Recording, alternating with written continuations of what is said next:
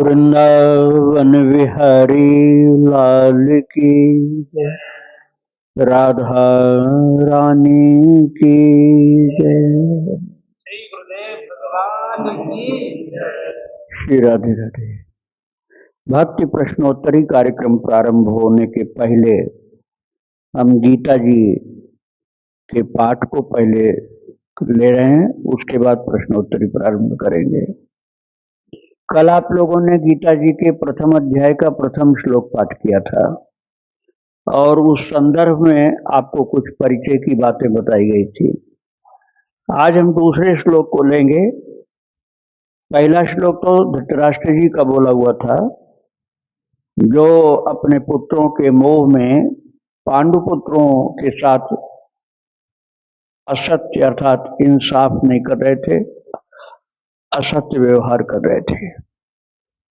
और अब उन्होंने संजय से इसलिए पूछा, कल मैं आपको बता चुका हूं कि संजय जी को व्यास भगवान ने दिव्य दृष्टि दिया था, इसलिए संजय से पूछा कि मेरे और पांडु के पुत्र ने वहां युद्ध भूमि में क्या किया, शुरू से बताओ।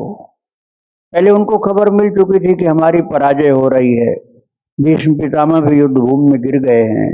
वो गीता जी में नहीं लिखा, गीता जी के पहले की बात मैं बता रहा हूं।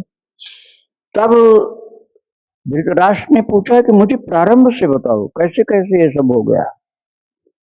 तो संजय ने बताया, उसे आप पाठ करिए, फिर मैं उसका भाव बताऊंगा। संजय उवाच दृष्ट्वा तो पांडवानीकं व्यूढ़ं दुर्योधनस्तदा आचार्य मुपसंगम्य राजा वचनमब्रवीत्। दृष्ट्वा तु पांडवानीकं व्यूढ़ं दुर्योधनस्तदा आचार्यमुपसंगम्य राजा वचनमब्रवीत्। भक्तों, संजय जी बतला रहे हैं, जो उन्होंने देखा था वही बतलाया। बिल्कुल वो वास्तव में भक्त भी थे, भगवान कृष्ण के भक्त थे, लेकिन सेवक थे अन्यायी राजा धृतराष्ट्र के। रोजी रोटी के लिए सेवक उनको बन के रहना पड़ता था, नौकरी करते थे, किंतु अंदर से कृष्ण की भक्ति थी।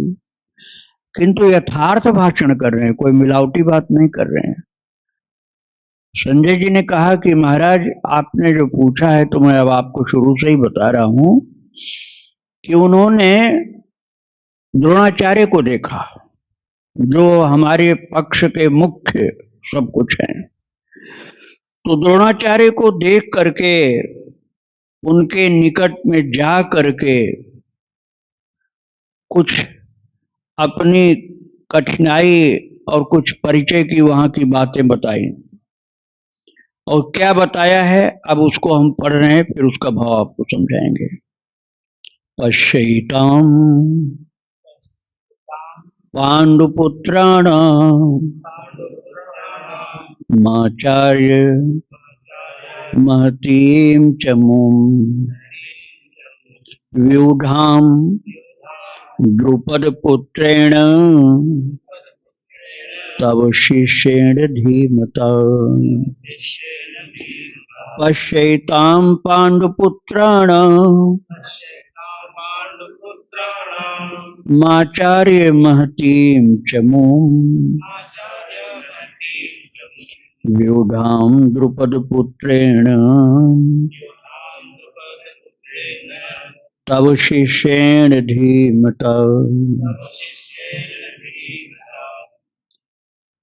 फिर बताया दुर्योधन ने, जो कि संजय जी बता रहे हैं धृतराष्ट्र को, दुर्योधन ने बताया है द्रोणाचार्य जी को, और वो बात बता रहे हैं संजय जी धृतराष्ट्र को कि द्रोणाचार्य से उन्होंने कहा कि आपका नाश करने के लिए जो जन्म लिया है, संकेत की बात है, मैं भावार्थ बता रहा हूं आपको, आपका नाश करने के लिए जो जन्म लिया है वो द्रुपद पुत्र जो है धृष्टद्युम्न, वो सेनापति बन करके विशाल सेना लेकर के सम्मुख खड़ा है, पांडवों की सेना लेकर के, बहुत बुद्धिमान है। और उसकी सेना को आप देखिए कैसे व्यूहाकार गठित किया है उसने।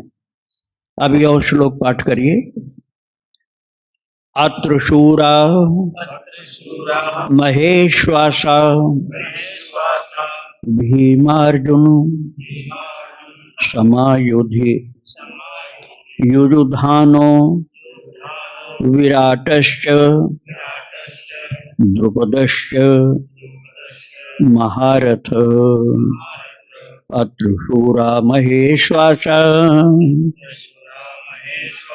भीमार्जुन समायुधे युयुधानो विराटश्च द्रुपदश्च महारथे। महारथ, वास्तव में जो व्यक्ति पवित्र मन का नहीं होता है ना, उसको दूसरे का ही धन बड़ा दिखलाई पड़ता है, अपना धन बहुत छोटा दिखलाई पड़ता है। सेना बड़ी थी दुर्योधन की, लेकिन बता रहा है बड़ी सेना पांडवों की, और बता रहा, गुणगान कर रहा है कि ऐसे ऐसे ये सब योद्धाओं का नाम बताया कि वो सब विशाल सेना लेकर के सम्मुख करें। उसका मतलब ये था कि ये तो वनवासी लोग हैं, वन में जन्म लिए, वन में रहे, अब यहाँ आ गए हमारे घर, अपने घर उनको आया हुआ समझ रहा, अपना भाई नहीं मानता है। तो सोच रहा हम तो राजा हैं और ये वनवासियों के पास इतनी बड़ी सेना कहाँ से आ गई, इसलिए सबका परिचय दे रहा दुर्योधन द्रोणाचार्य को। मैं आपको आगे जब दूसरे अध्याय में चलूंगा तब एक एक श्लोक की बड़ी बड़ी व्याख्याएं आपको सुनाऊंगा, क्योंकि भगवान के उपदेश की बातें। अभी यहाँ उपदेश की बात नहीं, से संक्षिप्त परिचय देते हुए आगे चल रहा हूँ। अगले श्लोक में फिर बताता है दुर्योधन की कौन कौन से हैं मुख्य मुख्य योद्धा। धृष्टकेतुश्चेकितानः काशीराजश्च वीर्यवान् पुरुजित कुन्तिभोजश्च शैव्यश्च नरपुंगवः। धृष्टकेतुश्चेकितानः काशीराजश्च वीर्यवान् पुरुजित कुन्तिभोजश्च शैव्यश्च नरपुंगवः।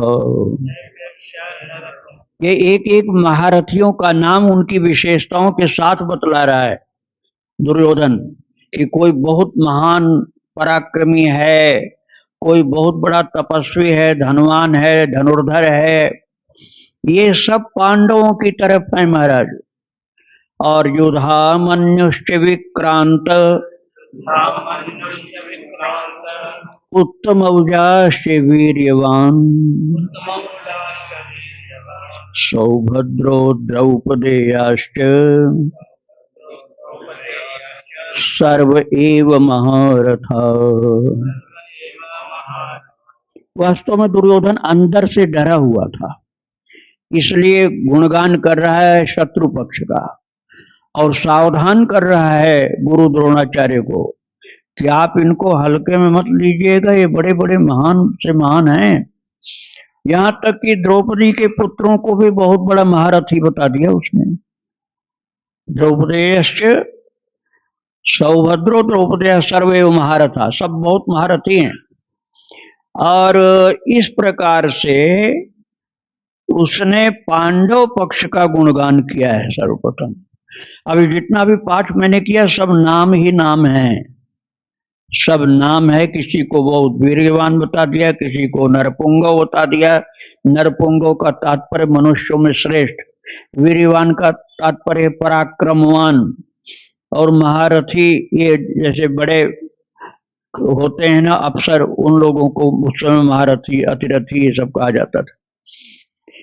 तो इन सब का नाम बता करके समझाया है कि हमारी सेना भले देखने में बड़ी है लेकिन शत्रु पक्ष में कोई कमी नहीं है। द्रोणाचार्य को इसलिए बता रहा है कि द्रोणाचार्य जी महाराज सब कुछ संभालने वाले हैं, युद्ध भूमि सबके गुरु हैं, वो दोनों पक्ष के गुरु हैं। तो उसका कहने का तात्पर्य था आप केवल मेरे ही गुरु नहीं, उधर के भी गुरु हैं, इसलिए आपको मेरे पक्ष में तो युद्ध करना है किंतु उधर के लोगों के लिए दया नहीं करनी, क्योंकि वो साधारण नहीं है। तो ये प्रतिपक्षी योद्धाओं का नाम बतलाया, अर्थात पांडव पक्ष के योद्धाओं का नाम। ये 5 श्लोक आज पाठ किए गए। और अब इसके बाद पहले एक श्लोक कल आपने पाठ किया था तो 6 हो गए। तो 7वें श्लोक से अब वो अपने पक्ष के योद्धाओं की बात बताता है। कि पहले अध्याय में इसी प्रकार की भूमिका का वर्णन है, उपदेश नहीं है।